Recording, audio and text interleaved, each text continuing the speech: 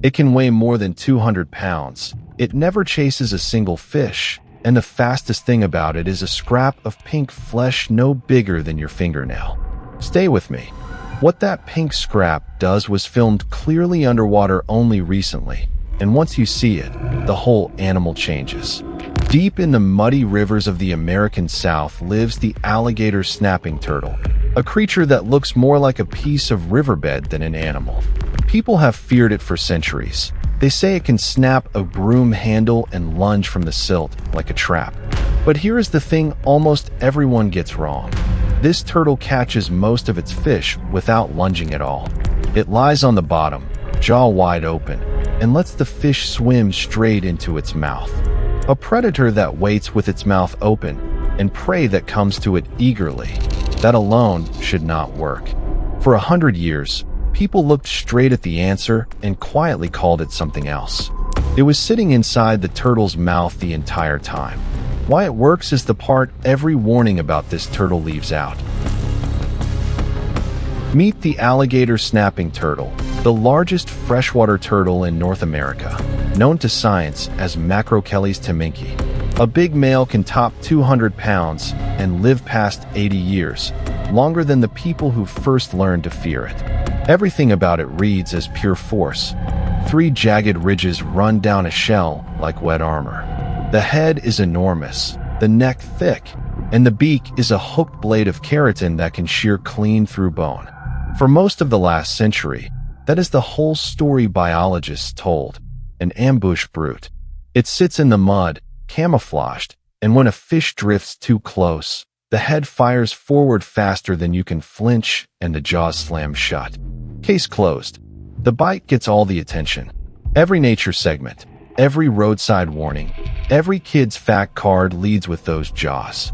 And the jaws are real. A large one can crush its own eggs or snap a stick as thick as your thumb.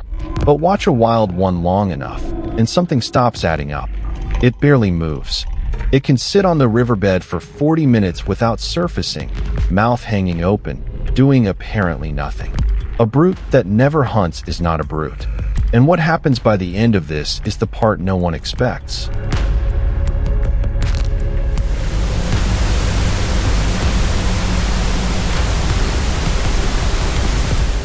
So watch what it actually does down there. The alligator snapping turtle settles into the silt at first light and holds a pose.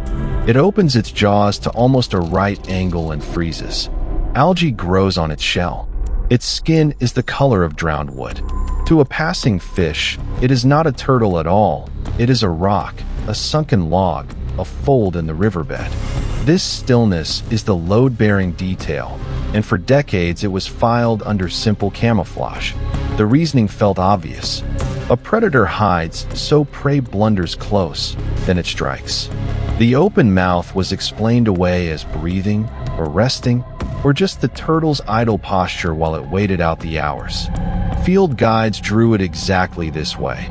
A patient ambusher lying in wait, jaws parted, doing nothing until luck delivered a meal. And there is one more detail everyone saw and no one questioned. Inside that gaping mouth, on the floor of the tongue, sits a small pale nub of flesh. Early naturalists spotted it, sketched it, and moved on. They assumed it was just anatomy, a bit of the tongue, a fleshy bump, nothing more. It sat in plain view in every specimen and every photograph for over 100 years. Nobody asked what it was for. That nub is where the whole story breaks. A snapping turtle lies still on the riverbed, mouth wide open, and then something inside it starts to wriggle. That pale nub on its tongue is not leftover anatomy. It is a lure. The turtle floods it with blood until it flushes bright pink and red, then twitches the tip in slow, rhythmic curls. To a hungry minnow, it reads as one thing only: a worm, alive and squirming in the open. The fish swims in to grab an easy meal, straight past the beak, and the jaws slam shut around it. The turtle never chased a thing. The fish delivered itself. This is what every warning about the snapping turtle missed. The danger was never the lunge, it was the invitation. That pink worm is a piece of the turtle's own tongue, Evolved into a fishing rod it can dangle for hours. And here is the loop closing. A creature built like a boulder catches its dinner without moving a muscle because it lets the meal come to it. Watch it once in clear water and you cannot unsee it. The turtle isn't waiting for luck. It is running a con, and the fish falls for it nearly every time. Once you know what the pink nub is, everything about the turtle's stillness flips meaning. It is not resting. It is fishing. The open jaw is not idle. It is a baited hook held open for as long as an hour at a time. And the lure is astonishingly convincing. Underwater, it does not just twitch at random. The turtle controls the rhythm, speeding the curls when a fish hesitates, slowing them when one commits, the way an angler works a rod. For a long time, this was almost impossible to prove because it happens in dark, silty water where no one could watch.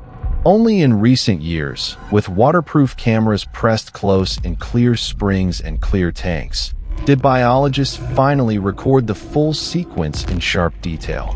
The flush of blood, the worm-like curl, the fish's slow approach, the strike. The footage confirmed exactly what the old ambush story could never explain. Young alligator snappers rely on the lure most. Their worm is brightest and their aim sharpest. As they grow into 200-pound giants, they lure less and scavenge more, because at that size almost nothing is worth the patience. The turtle you were warned about, the lunging monster, is mostly the beginner. The patient fisherman is the adult. And this trick is not rare or freakish. It is the everyday way this animal has eaten for millions of years.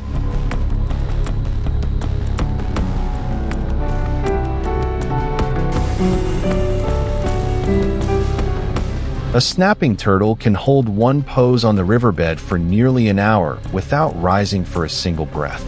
That patience is the reason its fishing trick stayed hidden in plain sight. Think about what an observer actually sees: a mud-colored boulder that does not move. The lure itself shifts only a few millimeters. The killing strike lasts a fraction of a second, and the water is usually too churned to see any of it. For most of scientific history, no one could sit underwater long enough, in clear enough water, to catch the whole act. So the easy explanation won. A resting turtle. A lucky bite. The lure sat right there on the tongue, in every museum jar, still misread as plain anatomy, because a still animal reads as an idle one. That is the thing no one talks about. The turtle never hid the trick. We simply refused to believe a rock could fish. It took cameras patient enough to wait where we could not to prove the pink worm was bait, worked on purpose by a hunter that only looks asleep. The most dangerous thing in that river is not the one that moves. It is the one that learned moving is what gives a predator away. We like our predators loud. Teeth, speed, the lunge you can see coming. The snapping turtle survived tens of millions of years by being the exact opposite of all that. It learned that the most reliable way to catch something is to convince it there is nothing to fear, to become part of the scenery and let hunger do the rest. The next time you see one sitting in the shallows, mouth slightly open, looking like it is doing absolutely nothing, remember what nothing looks like on a creature this old. It is not resting. It is fishing, and you would never know.